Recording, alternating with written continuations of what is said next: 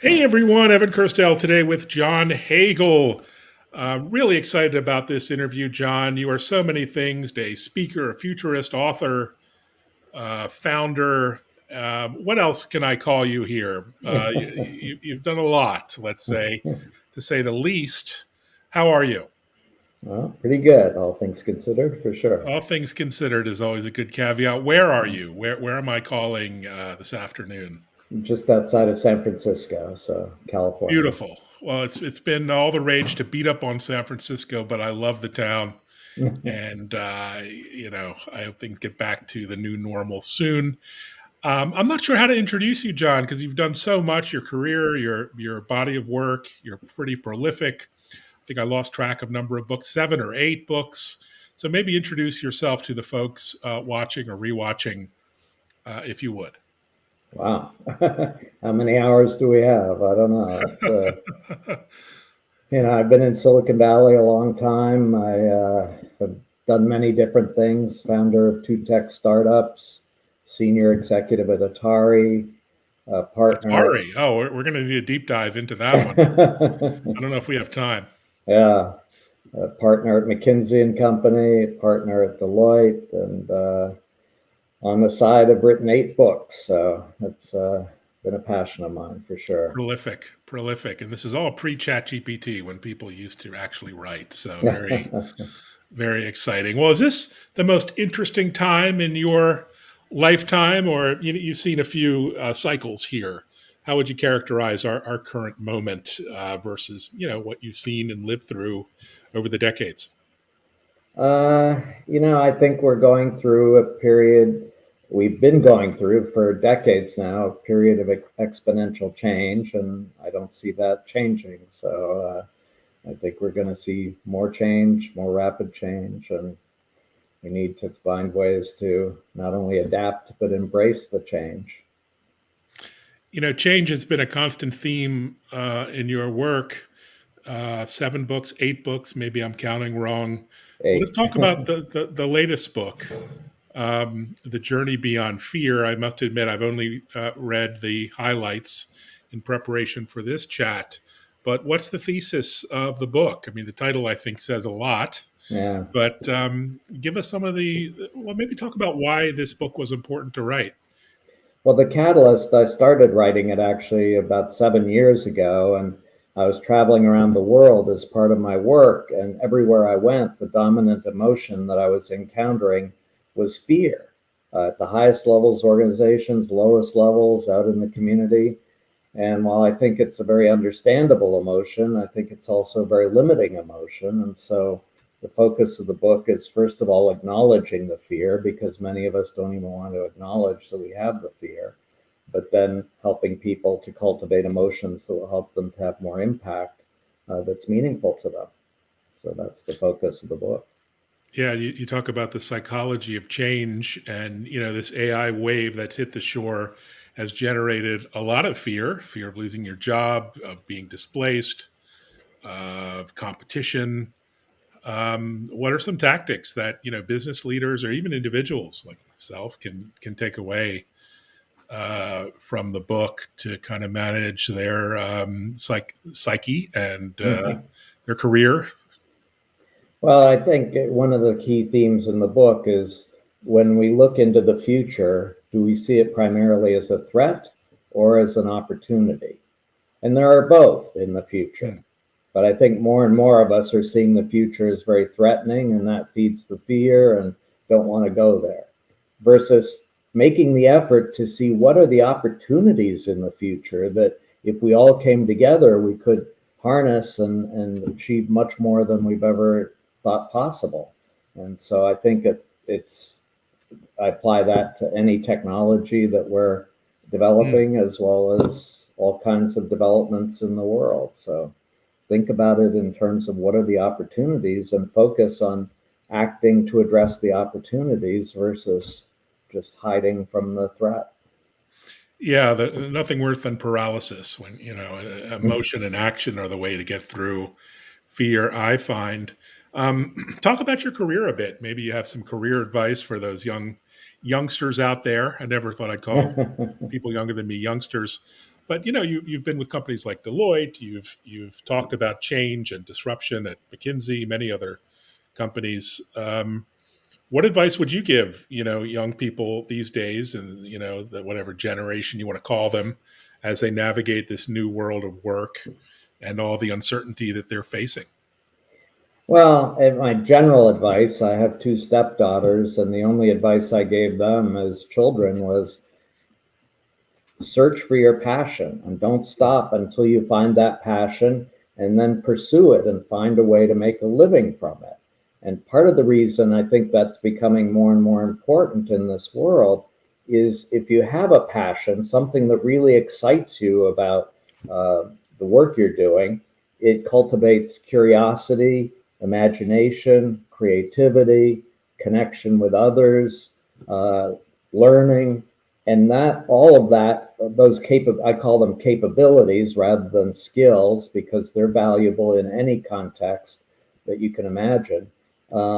If you cultivate those capabilities, you will have work that continues, versus just I'm going to learn a skill and God forbid that skill becomes obsolete, because then I become obsolete.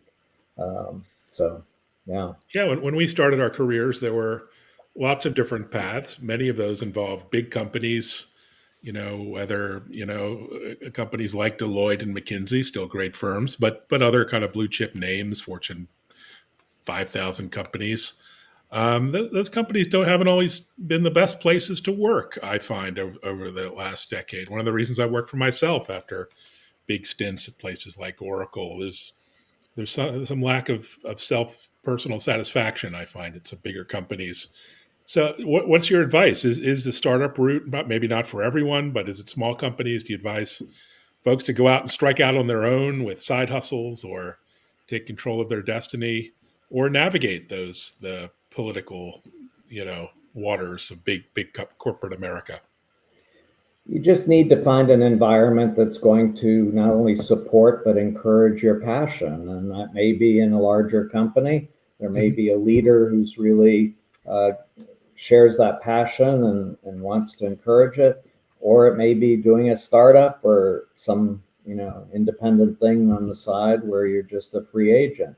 But the key is finding a way to make a living from that passion, wherever, in whatever environment you can find. Yeah, I found this idea of the side hustle, a word that didn't really exist, it seemed, until the last couple of years. It's been a wonderful thing for employees to have. It's a side business, side hustle, something not conflicting with your day job, and then cultivating that and turning that into a real revenue generator and business over time. I'd That is recommend, if you don't have a side hustle, then find one. And you have many side hustles, not to denigrate them at all, but including this a company Beyond Our Edge. Is this like a mini McKinsey? Are you trying to take out your old employer there? What does Beyond Our Edge do in terms of consulting and futurism and other things? No, it's what I've been passionate about throughout my life. I mean, the continuity and all the different things I've been doing is that I'm passionate about looking into the future, seeing emerging opportunities that other people have not yet seen, and helping to motivate them to actually pursue those opportunities. So that's my work with Beyond Our Edge, is working with leaders of institutions to look ahead and see opportunities and pursue those opportunities. What are the good venues these days for networking? I mean, you've been all over the world. You know, uh, the big global events, the uh, WEF, and all these sort of forums. Is that what's the role of these kind of events in your view, or should people focus on the digital, this sort of virtual world that we find ourselves in? Well, I don't want to dismiss digital. I think it has a role to play, but I'm still a strong believer that face to face, in person Mhm. interactions are much richer and can create much greater insight and ideas. Um, that there, there's a story that I tell, and I'm sorry, I'm going to blank on the name of. Oh, Yossi Vardi. He's Mhm. one of the most well-known entrepreneurs in Israel, He goes to conferences virtually every day of the year. I can Wow. guarantee whatever day. But here's the interesting thing, he almost never goes into a session. He, Oh, he sits in a sofa somewhere outside the main conference area, and he just calls people over to start conversations. And he has the rich, incredible global network that you can imagine because he's constantly connecting with people rather than just sitting in a room listening to somebody give a speech. oh, So, what a brilliant strategy. If there's one thing I'm going to take away, it's that tactic. I'm going to now be the sofa king of tech events. well, And I love that. it's what I call shaping serendipity. There's a chapter in one of my books on this. Most people think serendipity is pure luck. It just happens when it happens. All you can do is be prepared for it. I believe you can shape serendipity. I mean, Yossi was shaping serendipity. He was Mm, putting himself in environments where there were going to be many unexpected encounters. mm. And versus sitting in a conference room listening to a talk, where's well, maybe the speaker will give you some new ideas, but you're not going to connect with anybody in the room. That's so true. And the old adage, you have to make your luck happen Mm. is still true. Now you have all these books in this body of work. What's next? Are you noodling on any ideas for a next book or a next thesis? Now, What's in your mind? there are at least two more books in my pipeline, but my focus right now is actually creating a new center that will offer programs based on the latest book that I published, The Journey Beyond Fear. I want to help people make that journey, and I think the book certainly does that, but there's also an opportunity to create programs that will be even more helpful to people. No, I love that. I would definitely sign up for any sort of practical courses or groups, masterminds that would help me navigate. Here's some interesting quotes I found, just some random ones, and I'd encourage you to build on these. You talk about knowledge changing so rapidly, and knowledge flow is more important than knowledge stock. So, what is knowledge flow? I didn't quite understand what you meant Well, there. knowledge flow is, again, it goes back to the process of interacting with people versus, knowledge stock is what's in your head. You Okay. have certain knowledge, it's there. The challenge in a rapidly changing world is that knowledge is becoming obsolete at an accelerating rate. So if all you do is focus on what you know, your knowledge stock, good luck. You're going to be out of business very soon. Versus knowledge flow, how can I connect with people and learn from the interactions in ways that will create new knowledge and help me to learn faster? And that's, I think, what all of us are going to need to be doing. Yeah, the days of just sitting and absorbing knowledge for the sake of it, those are over. School is out. It's uh, Well, I also great just point. I'll also just use this as a hook to challenge what most people mean by learning. Mm, I talk to leaders of organizations and say, we need to accelerate learning. And the response I get is, oh, we have training programs. We do a lot of learning. And my response to that is training programs are about sharing existing knowledge, mm. knowledge stocks, what already exists. The most valuable and necessary form of learning going into the future is learning in the form of creating new knowledge that never existed before. And that does not occur in a training room, that occurs in the workplace by acting on unanticipated situations where you can learn how to create more value in a rapidly changing environment. So I think that's the Brilliant. form of learning. Brilliant. And you talk a lot about systems thinking, how to build systems, evolve and grow systems. It's kind of more complicated than it's ever been, right? I mean, these systems, these supply chains, these networks can be a bit overwhelming. How do you navigate this new world where there's systems and we're all so interconnected? What's your approach? On a Well, getting. again, I think this comes back to the theme of passion because I think if you have a passion, you're very focused on what you need to learn. what is most important, what's most valuable, and you're sifting through all this flow of knowledge to say what are the flows that really matter to me and that will help me learn faster versus just getting overwhelmed by all the flows that are coming at you. And so I think that's again a key reason to have that passion to focus you. And Yeah, that North Star. I'm curious your take personally on the generative AI, ChatGPT tidal wave we're consumed by at the moment. As an author, content creator, has it changed, or have you leveraged it in any of your work, or your workflow, your tech stack, or have you think it's still at the kind of the toy phase of development right now?